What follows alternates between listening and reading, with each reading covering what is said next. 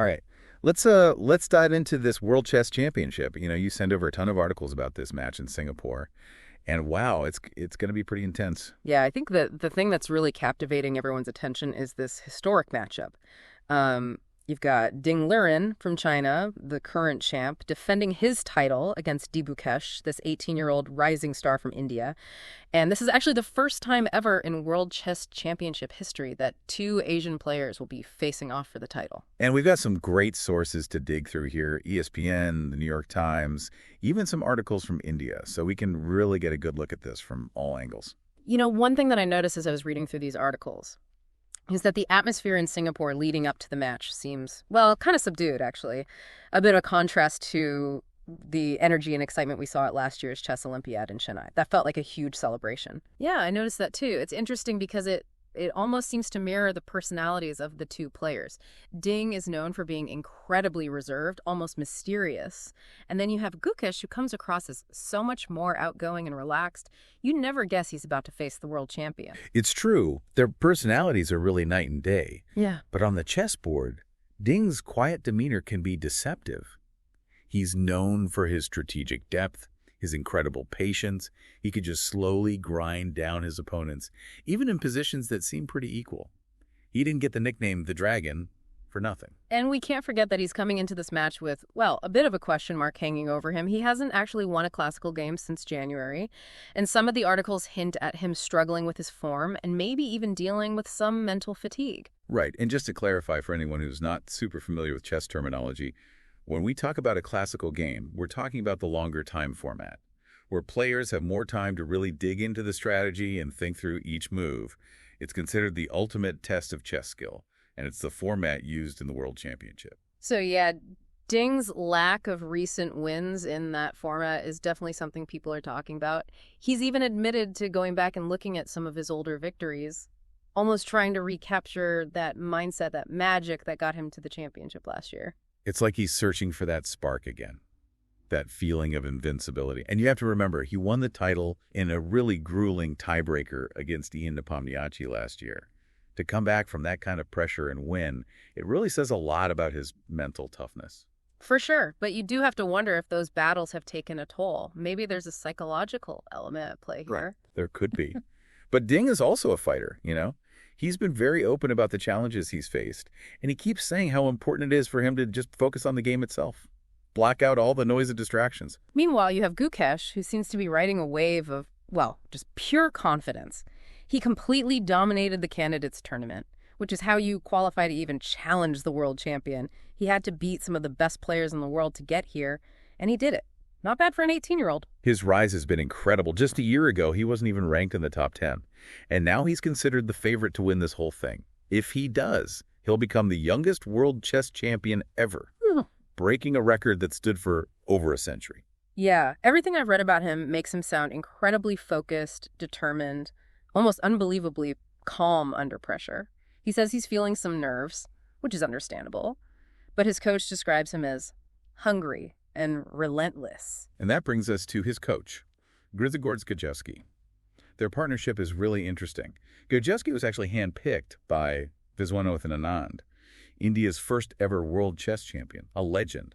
Anand saw something special in Gukesh and specifically recommended Gajewski to work with him, and they just clicked. Yeah, I read they've been spending hours together analyzing Ding's games, looking for patterns, weaknesses, any advantage they can find. It's like a high-stakes chess espionage operation, isn't it? Trying to get inside Ding's head, anticipate his every move. Absolutely. It's not just about knowing what moves Ding has played in the past. It's about understanding his thought process, how he makes decisions under pressure. It's like cracking a code.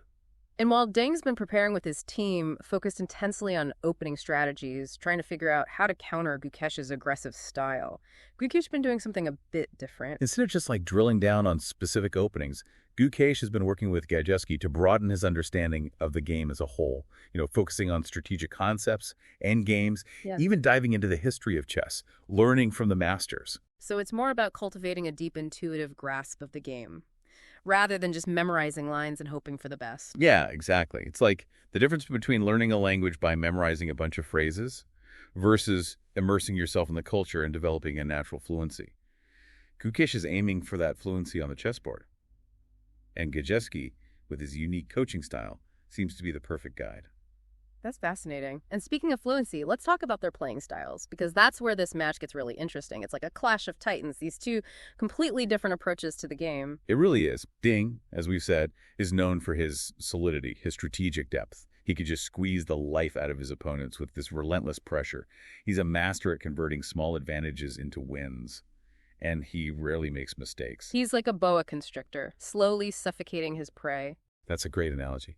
And then you've got Gukesh, who's this explosive, dynamic player with incredible tactical vision. He's like a chess ninja, able to spot these combinations that other players miss and deliver these devastating blows. He's not afraid to take risks, always looking for ways to create chaos on the board. It's a classic battle of styles. Experience and strategic mastery versus youthful energy and raw calculation power. And this clash of styles is made even more interesting because of another factor. The new, shorter time control for this year's championship. Each player is going to have less time to make their moves, which could really shake things up. Right. For those who aren't as familiar with chess, time control refers to the time limit that each player has to make all their moves in the game.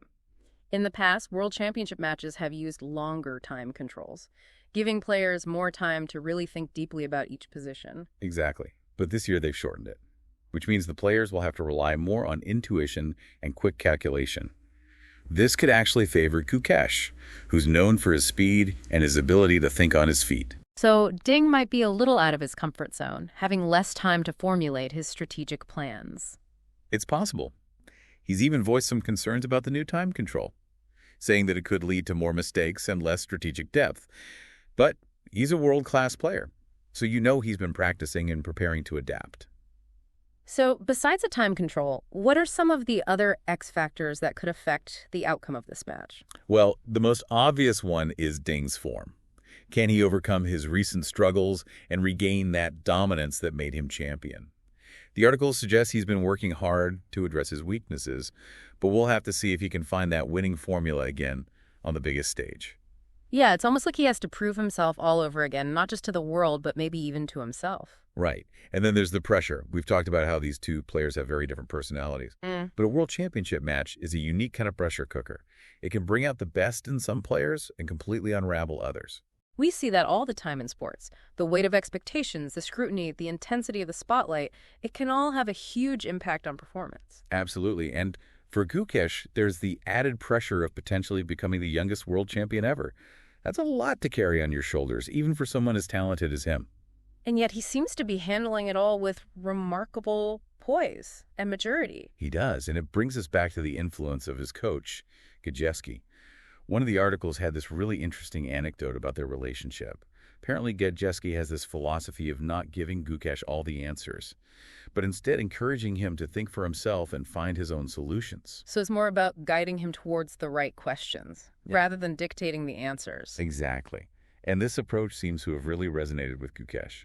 He thrives on challenges and puzzles, and he seems to really enjoy the process of discovery just as much as the outcome. It sounds like Gukesh has created the perfect environment for Gukesh to grow, not just as a chess player, but as a person. He really has. And this leads us to a bigger question, one that goes beyond individual achievements. What does this match mean for the future of chess? One of the New York Times articles talked about this match as maybe a changing of the guard in the chess world. Do you think that's true? I mean, could this be a sign of what's to come? That's an interesting thought. I think a lot of chess fans are wondering the same thing. If Gukesh wins, it wouldn't just be a personal victory, it would be a symbolic one, It would really represent the rise of this new generation of players who are, well, shaking things up, challenging the old guard. And he wouldn't be the only one. There have been so many talented young players coming out of India in recent years. It's like a chess renaissance. It really is. Yeah. And you can't underestimate the impact of Viswanathan Anand's legacy. I mean, he was the first Indian to become world champion.